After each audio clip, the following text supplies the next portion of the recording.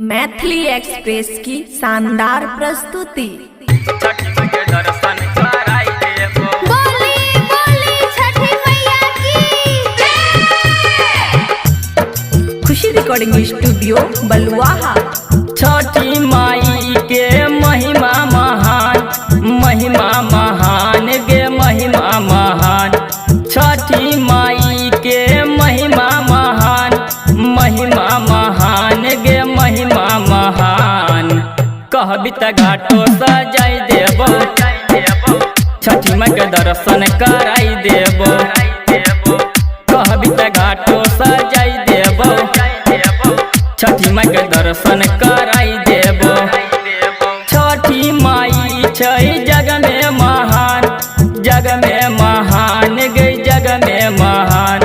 छठी माई छै जग में महान, जग में महान गई जग में महान। कहबी त घाटो सजाई देबो, छठी माई के दर्शन कराई देबो। कहबी त घाटो सजाई देबो, छठी माई के दर्शन कराई देबो। डीजे सुमित सतीश रैमा। कहबी त घाटो सजाई देबो, छठी माई के दर्शन कराई देबो। छठी मैया के करभी जे पूजा, दुल्हा मिलतौ झकास गे, दुल्हा मिलतौ झकास गे।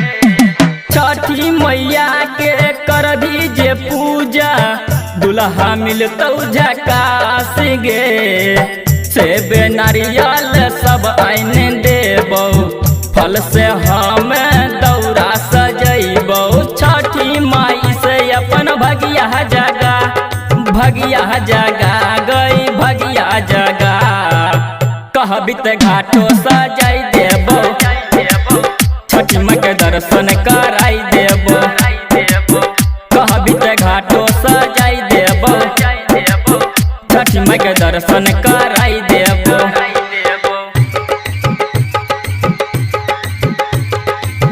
छठी माई के दर्शन कराई देबो। खुशी रिकॉर्डिंग स्टूडियो बलुआहा। छठी मैया जे दया देखै तो खुलतो तोहर नसीब गे, छठी मैया जे दया देखै तो खुलतो तोहर नसीब गे। सूरज विकास तोरा साथे में रहतो, दौरा उठा के घाटे पर जैतो। राजा विपिन के गाना बजा, गाना बजा गई गाना बजा।